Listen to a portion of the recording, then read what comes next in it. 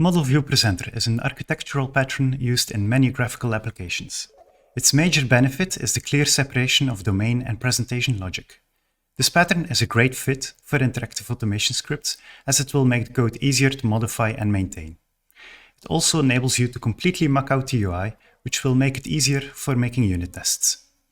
In this video, I'm going to show you how you can use Model View Presenter to improve your interactive automation scripts. Let's have a look at the main components of Model View Presenter. Like the name says, we want to split our logic into three separate classes.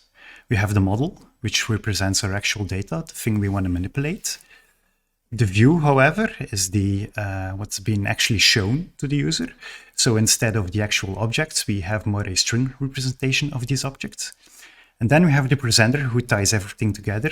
This one, main purpose is to convert our data and our model to something that can be shown on the view. And for also, whenever something changes in the view, a user changes something, the presenter needs to convert that back to the model. Let's have a quick look at how a typical flow with Model View Presenter works. So what we have typically in our view or dialog, the user changes something, the user creates an event. The presenter is listening for these events, and what the presenter will now do is push any updates that the user did, for example, changing something, push that to the model. Sometimes in the model, this will cause a state change. Something will need to be shown again in the view, so the presenter will load that new state and convert it to something that can be shown back into the view, and so the cycle continues. Let's have a look at an example script. For this video, I've prepared a simple example script. And here we have a drop-down where you can select a protocol based on what's available in this DataMiner system. When we click next, we'll get a list of elements that are present in the system that are running that protocol. We can also filter on some elements. This can be handy for when we have a huge list. And when we select one and click Finish, we should have a pop-up in our information events stating which element we've selected. Now, let's have a look at how I used Model View Presenter to make the script. So in the script, I've split logic into 5 classes. So for each window I've shown, I have 2 views. The views have 2 presenters. And in this case, I only have a single model. Maybe important to note is that we can have as many models as we want, and also our presenter can be linked to as many models as we want, and also we can share these models between presenters. There's no actual rule that states you can't do that. The important rule in Model View Presenter is that we make sure that the model has no direct access to the view and vice versa. Now let's have a look at a little bit more detailed overview of this script. So like you can see, our model, the element selector, what we have in there is the actual data. So we have the actual protocols that are shown in that dropdown. Then we have a property for the selected protocol. Then we have a property for the elements. These are the elements that correlate with the selected protocol. And then we have the selected elements, aka the elements that we eventually select in our application. Then on the view side, we see for our protocols, that is actually a drop down, and then also a next button. In the other view, we have a filter, that's just a text box. There we have the elements that are now a checkbox list, then a back button and a finish button. And then to tie things together, we have our presenters, and in there, the most important methods are the load from model, which means that we look at our model and take the names of the protocols, take the name of the version, merge that together and present that in our dropdown. For the element selection, we just pick the element name and show that in the element selection view. And then we also have the store to model method. So whenever something happens in our view, we want that action to be saved, or actually also if we change something, that, for example, if we change the protocol, we want, of course, the elements to change. So when we select something different in our dropdown, that change will be pushed to the model, and then in there, the model will change, of course, the elements that are that can be selected. Now, let's have a look at the actual code. So we start with our model, the element selection. So and what we have in here is what you expected, is we have a collection with our protocols. What we do in here is a little bit of lazy loading. So we check, have we already loaded this protocol or not? And if not, just get it from the system. Then, of course, we also are able to select a protocol. So first, if nothing is selected yet, just pick the first thing that's available from this list. When we do select something, however, we do something different here. What we do is we clear what elements are available and clear what elements are selected. This is useful because when we change the protocol, we want to, of course, present a different set, because if you change the protocol, the elements that have been selected before will no longer apply, because an element can only have a single protocol. So we see we put it on null, and in this case, when we try to retrieve the available elements, we see where we filter on the protocol. It has not been done yet. Then let's have a quick look at the view. So what you can see here is that our view actually contains very little logic. It's only a constructor and a few properties to expose the data. So in this implementation of Model View Presenter, I've opted to go with the passive view route, which means that we try to put as little logic as possible in our view. This has a specific advantage, specifically for unit testing, and that typically the view is difficult to test, or even not possible to test unless you use a UI testing framework, because that's difficult to set up. We typically don't want to do that, or at least for such a small application, we don't want to. And so what we do instead with the passive view is move that logic, if there was any, to the presenter. So in that case, a presenter is something that we can easily unit test. And so if our logic is moved to there, well, then it's covered in our test. Let's have a look at the presenter. So like we see in here, the constructor, we have a reference to our view and also to our model. And what we do is, for example, in this method, load from model, what we do, we look at the model, we look at protocols, and what we do, we make a dictionary where the key is the name, or let's say what's visible in the dropdown, so aka a combination of the name and the version. We also need to provide our dropdown with these options, so we pick this dictionary, the keys, and then also we select, make sure that what is already selected in the dropdown is what's actually selected in the model. And like you see in the model, we use the lazy loading principle, and if nothing was selected before, we just pick the first one. So that's actually what we're gonna load. So it's not the presenter that's deciding that, it's actually the model that has been deciding that. And so as soon as something changes, let me open the constructor, we see in this case, when we press the next button, we listen to that event, and what we do on that thing is we store whatever we changed into the model, and then we raise an event.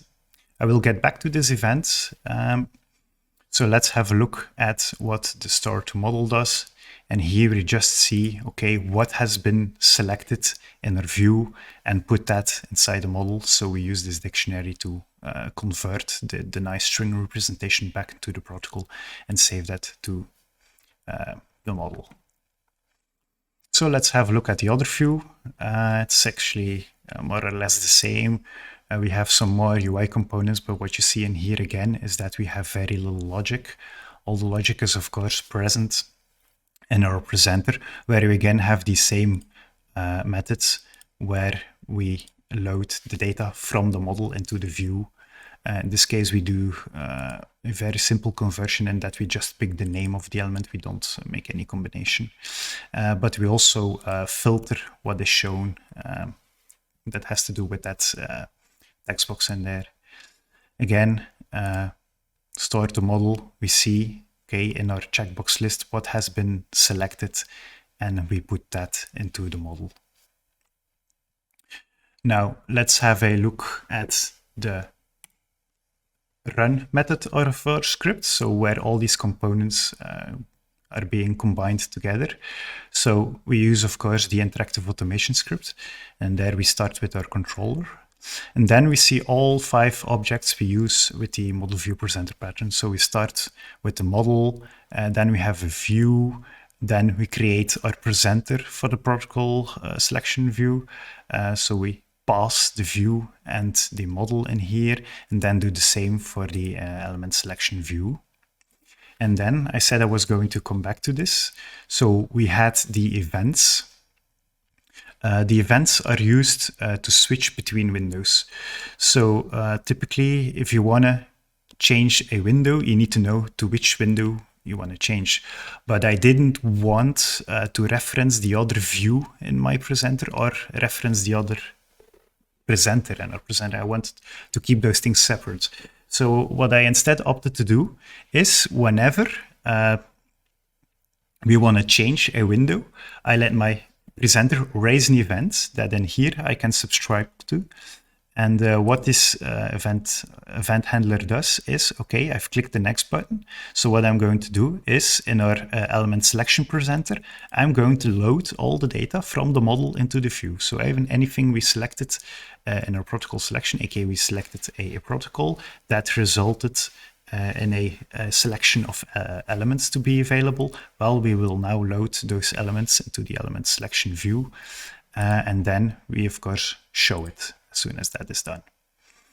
In the element selection view, we had a back button. When we click that one, we of course in there save again what has been changed into the model. And simply here, because nothing we change in the element selection view can have an effect on the protocol selection view, we don't actually need to reload our data into the view. We can actually immediately just switch the view. And then as the final thing, when we click the finish button on the element selection view, that will cause the presenter to validate, hey, have I selected something? In that case, it will also save it to the model. And then it will raise this finish event, in which case here what we will do is we will print the DataMiner ID and element ID in our alarm console and just end the script. So, and this was a overview how we build code.